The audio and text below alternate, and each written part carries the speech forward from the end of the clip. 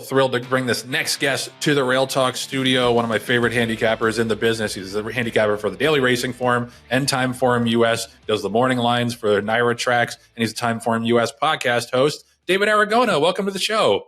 Yeah, thanks for having me on. Had a great conversation with you on your last podcast, Joe. So happy to come on with you and John and talk some horse racing. Yeah, man, let's do it.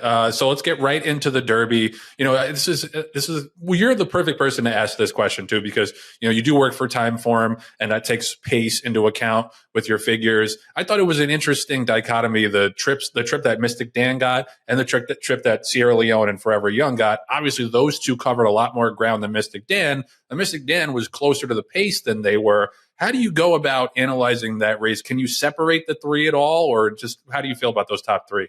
Yeah, it's something I've talked about quite a bit with Craig Milkowski, who makes our TimeformUS speed figures, because obviously those numbers take the pace of the race into account.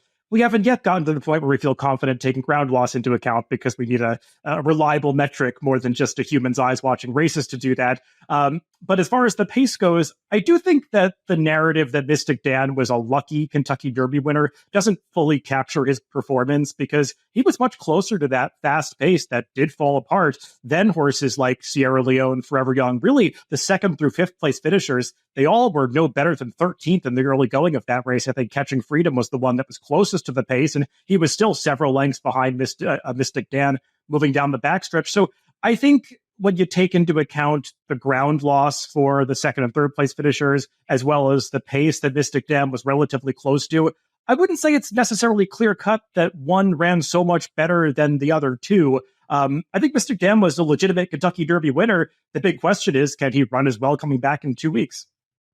And he's not the only one that's coming back after 2 weeks. You have Catching Freedom also, coming into the Preakness. Obviously, there's a bombshell change with Muth scratching out of the race.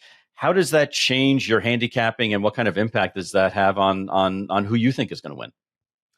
I was respecting Muth's chances to win the race before the scratch, though viewing him as a horse that was getting a little bit overrated coming into the race. I think there was this idea that he was just going to come in and clean up as the fresh horse, and just taking the form lines from the Arkansas Derby. He had beaten Mystik Dan, he had beaten Just Steel, and might have been one of the favorites in the Kentucky Derby. So now he's just going to defeat these horses after there was a mild upset in the Kentucky Derby.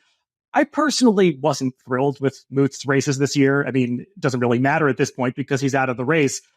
So for me, it takes some value out of the race not having him in there, because I did think he was going to be a shorter price than he really should have been. It also takes some pace out of the race. I didn't believe that the two Bob Bafferts were going to go head-to-head on the front end and create some sort of fast pace, but now it does kind of put this stablemate Imagination in the driver's seat from a pace standpoint. I guess we'll see what the two D-Lane Lucas trainees do in terms of pressing that horse, but it probably puts a couple of the horses trying to come from off the pace at a bit of a disadvantage. At the end of the day, though, it's a mile and 3/16. These horses have to get the distance. I'm not going to make it all about the pace. So I still think it's a fairly wide open race. You know, just to go back to the Derby for a second, you know, every year it's obvious when the first four finishers across the line, it's obvious that they ran well and ran good races and are horses to watch. Not to steal your catch tag there going forward, but I think a lot of times there are horses that have run like 8th or 9th and are just have like buried tough trips. Is there anybody that sticks out from the Derby beyond the top 4 finishers who you think ran well, either against the grain of the race or covered more ground or had traffic trouble? Who do you look at beyond those top 4? You know, there aren't too many horses that I felt like were going to win the race if they had gotten better trips. I mean, the first 4 finishers were well ahead of the rest, and it's hard to view that a trip really would have changed that result as far as the superfecta goes. I mean, obviously, T.O. Password, who was 5th, I thought he ran an admirable race considering how inexperienced he was coming into the race and the kind of trip that he got, which was totally unfamiliar to him. I don't think that really is going to be applicable to handicapping the upcoming races in this country, because he's probably not going to come back before the Breeders' Cup, if that. Beyond him, though, I thought Resilience ran pretty well. He made an early move to attack the pace at the top of the stretch, and obviously that pace did fall apart. He wasn't on top of the leaders early in the race, but he did move a little sooner than maybe you wanted to. And then after that, I don't know if there were too many horses that I feel like were cost a chance to be successful by the trips. I mean, going further back in the finishing order. I mean, I think Just the Touch was the last one across the wire, but he really lost all chance at the start, just got banged around. And I think he was 10th in the early going. That was never going to be a trip that was successful for that horse. I have no idea where we'll see him again, but the Derby is just the kind of race that I would draw a line through for a horse like him. Right. And David, you have a really good line on the history of racing. I've read a lot of your analysis, and you go through meticulously about how our business has it's changed over the years and how it's grown. What are your feelings about A, having the Belmont at Saratoga this year, and B, the discussion that the industry is having right now about possibly changing the timing of the Triple Crown races?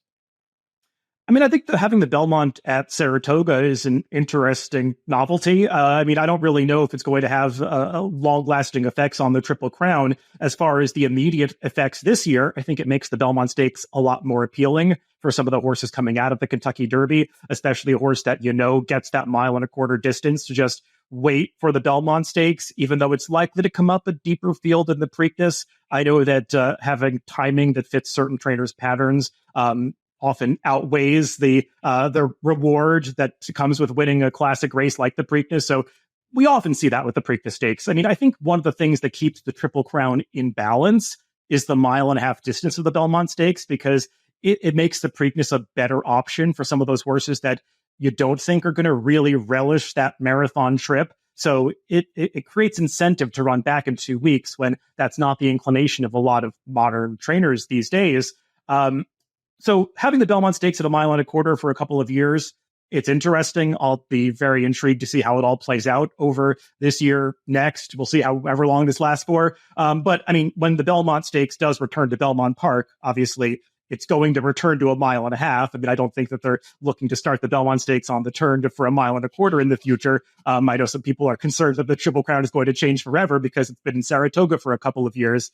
But I think it's going to restore some of that balance to the Triple Crown. So I want to get away from drawing any conclusions about what to do with the Triple Crown based on examples of 2024 and 2025, because they're just going to be different years, a different set of circumstances than surrounding years. As far as what was happening leading up to this year, yeah, the Preakness hasn't been coming up as strong a race as the Kentucky Derby, certainly not. And maybe it's a slightly weaker race than the Belmont, but I think we've been trending that way for a long time.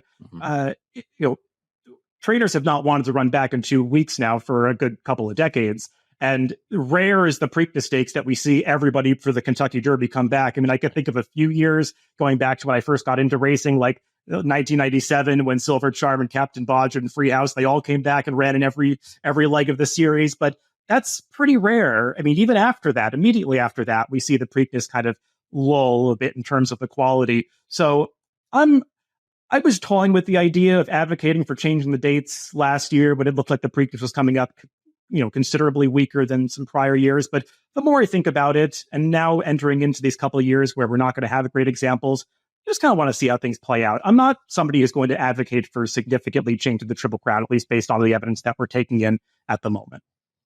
Very measured. That's how I've always known you to be, and I appreciate that. There's a lot of fly off the handle, not enough fly off the handle people in racing. And I was mentioning this before. The 07 Preakness was one of my favorite of all time. When Curlin and Street Sense and Hardspun all came back in that initial and in that running of the Middle Jewel. You made a comment earlier today on Twitter that I noticed about the Graded Stakes Committee, because Andy Serling was advocating for the Kentucky Derby being the first Grade 1 of the year for 3-year-olds, which I'm open-minded to. But we broadened that out to talk about earlier this year about all the races in New York being downgraded and pretty much none in Kentucky. Not pretty much, none. No races being downgraded in Kentucky. Do you think that there's like something to be done here in terms of reforming the graded stakes evaluation process? Like, if you had your druthers, what are some of the changes you would make? If I had my druthers, the American Graded Stakes Committee would be made up of horse players and not people in the breeding industry. To me, that's a no-brainer. But, I mean, as far as the graded stakes go, I mean, if you look at examples of other countries where Triple Crowns really work, there are a lot fewer Grade 1 races because the top horses in the division have to wait and run in those top races to get the syndications, the breeding deals, I mean, to make their value increase. And one of the unfortunate things about the Preakness Stakes is that it's not appealing to run back in 2 weeks. And you might be able to attain the same breeding value for your colt by just waiting for a race like the Haskell or the Pennsylvania Derby, because they're both grade ones. And based on some of the stud fees that we've seen coming out, they matter just as much to the people breeding to those stallions as the Preakness. So I think that the Triple Crown, some of that luster could be restored if we took a hard look at the entire calendar of graded stakes races and made some difficult decisions about what really is a championship level race. Are all of the grade one races really on the level of the Kentucky Derby, the Breeders' Cup? They're not, obviously. And there are some questionable decisions to upgrade races, questionable decisions to maybe grant a certain level of leeway or charity to certain circuits that maybe have had races, a bunch of races at the grade one level that are lacking in quality over several years now. So I think a lot of work could be done, and the American Graded Stakes Committee has a lot of power to create some significant changes to create better sport in terms of the racing. I'm just disappointed that they never seem willing to do it, and they just kind of move the pieces around the board and, grant different circuits a couple more grade one races, remove a few, but nothing significant really changes. So I don't want to take credit for this idea, because I feel like I read a Blood Horse article where somebody else advocated for this position, but I thought it was a really good idea to, if you don't want to downgrade all these races, create a new class above grade one, something like a C level race for like championship or classic that is just for the Triple Crown, the Breeders' Cup, maybe the Travers, or another race on that level. And I think that would restore some sense of prestige to those major races that really do deserve it. Right. No, that's an excellent point. David, aside from the obvious, the Triple Crown races, the big races at Saratoga, the Breeders' Cup, what's a race that historically comes up on your calendar where you're like, oh, goody, I can't wait to see who are the entries in this race? Oh, that's a good question. It doesn't necessarily have to be grade one races. I mean, there are a lot of turf stakes races that come up, especially during the summer at Saratoga, that I look forward to every year. I think it's questionable whether they should be grade one races, but I find the Turf Triple Series in New York to be really interesting to handicap. But also, I just look forward to the undercard stakes races on a lot of those major racing days. Kentucky Derby Day, that was a really fun, difficult but fun card to handicap a couple of weeks ago. And Belmont Stakes Day, the same sort of thing. I just like full fields where there's a lot to dig into from a handicapping standpoint, where I can make observations that maybe everybody else isn't making. You don't get that as much with the 4 and 5 horse fields. So I like to look for those situations where there's just a lot of content to sift through. What is your sense of the new Belmont Park? Because you're a New York guy, a dyed-in-the-wool New York handicapper. Obviously, Belmont has a ton of tradition. It hurts my heart, honestly, to go walk to the Belmont Barns and walk past it just being a giant construction site, especially because we didn't really get to say goodbye because they said there was going to be another meet this year. And then we're like, actually, psych. The renderings I wasn't a huge fan of. What's your take in terms of what you've seen so far from the new Belmont? Yeah, I mean, I understand that there are a lot of emotions around this because, like me, people have been going to Belmont Park, for all their lives of following New York racing, and you have such attachment to that building, even though you kind of know that it's outdated and the entire facility hasn't been in use for a long time, really aside from just on Belmont Stakes Day, and it didn't make a whole lot of financial sense. You still are attached to it. I mean, the walls with the ivy in the backyard and the tree in the paddock. I mean, it was just a fun place to visit. And I think that sense of nostalgia gets lost a little bit when you see the renderings of a Belmont Park that looks completely different from what you're familiar with. I will say, though, change is hard at first, but in the long run, it often pans out to be a net positive. And I think this was a facility that did need updating. And I don't want to draw too many conclusions from a series of renderings. I want to see how it all comes together and plays out. I haven't been to some of the more modern racetracks around the world. I know some people have compared it to certain racetracks in Europe that have been made over in recent years, and there have been mixed reactions to those. I'm just interested to see how it looks. I mean, I have some of my takeaways from the renderings so that it looks like there are some open air parts, that there's a lot of visibility and light. I think those are all positives for Belmont Park. A lot of area to see the horses. I think that's going to be a positive. So I don't want to get ahead of myself in saying that I love it or hate it. I'm just interested to see how it all plays out. But I also understand that there are a lot of those emotions that people are sad to see it go, and that they feel regretful that they didn't get to say that goodbye to the facility. I think that is unfortunate the way that all played out. I understand why it played out that way, but it's still unfortunate that the fans didn't get that. David, we understand that the reason why they have that open air areas is because that's supposed to be the grassy areas, which I thought meant that you'd be able to like get a picnic there. But no, they mean that that's where you can roll and smoke. Okay. Well, that's the entirety of Aqueduct. So we already got a track. Yeah. that's full service in terms of that's forward thinking by Belmont. Yes. Yeah, no doubt. I think to me, it's mainly just that it doesn't resemble the old Belmont in any meaningful way. Like that to me is the biggest issue. And it's like, there's a lot of tradition that you're kind of throwing out the window. I better not get rid of that tree. Otherwise I'm going up there to cut somebody. But last question for me. I'm getting very emotional here. Last question for me, David. It's a handicapping question, more of a general one. Every handicapper's got an opinion on the Derby and these big races. And I think that, those races are kind of over handicapped to a certain point. One of the things I respect about you is I feel like you are very good at unearthing prices in the cheaper races and the claimers and the maiden claimers. Is there anything in particular that you look for in those kind of races? I'll just give you an example. For a claiming race, if I see a horse going to a new barn and they're working quickly and they had never worked quickly before, I don't pay that much attention to the work tab, but if it's aberrant from the previous works, that'll be something that I'll sit up and take notice no matter what the morning line is. What are some of the things that you do to unearth prices in these cheaper races? I mean, I feel like I use the same methods at every level to try to unearth horses that are going to be value. I do a lot of trip handicapping, and I could argue it matters more in the lower level races because something can go wrong for maybe a cheaper horse and it's going to really impact the result, whereas maybe a horse of more quality could encounter some adversity during the race and be able to overcome it. So I think when you're handicapping in some of those maiden races or lower level claiming races, you want to grant more leeway to horses to maybe throw in a poor effort from time to time if you can see some sort of reason. For instance, if a horse gets slammed coming out of the starting gate and they're a speed horse and they can't get to the front end and they end up finishing 7th by 20 lengths, maybe you have to be forgiving of that, where if that were a stakes horse, you'd view that as a real negative. And sometimes those performances where horses really do show a poor result, handicappers will not go back and watch the replay and try to find the excuse, and will just sort of disregard the horse. So I think those are the situations where you can find prices. Often, horses making changes or something that I'll look for. And that comes down to following a circuit really closely, to knowing the patterns of a lot of the trainers, not just the top level trainers that have the majority of starters, but some of the trainers that maybe run only 1 or 2 horses a week, and knowing what their patterns are, what they usually do, where they spot their horses. I think that can really help handicapping some of those races at the lower levels. And David, since you go so in depth on the past performances, was there ever a time where you were like, this would be a good claim? I'd like to claim this horse. And if so, who would you give the horse to?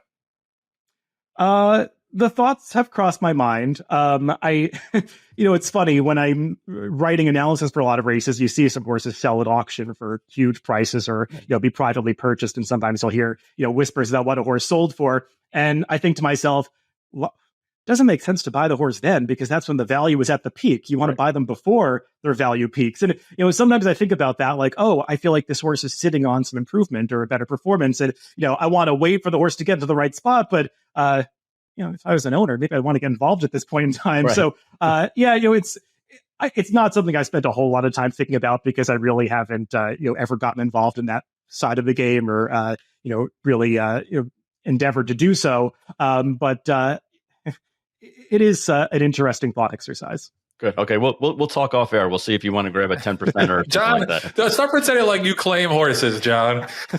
Well, listen, if David picked one out, that'd be a different story. That's honestly a good idea. We'll have to put our heads together. David, thank you so much for coming on with us. Horse to Watch is how you follow David on Twitter/X, and it's a very, very worthwhile follow. Appreciate the insight, man. Keep up the great work. Thanks for having me.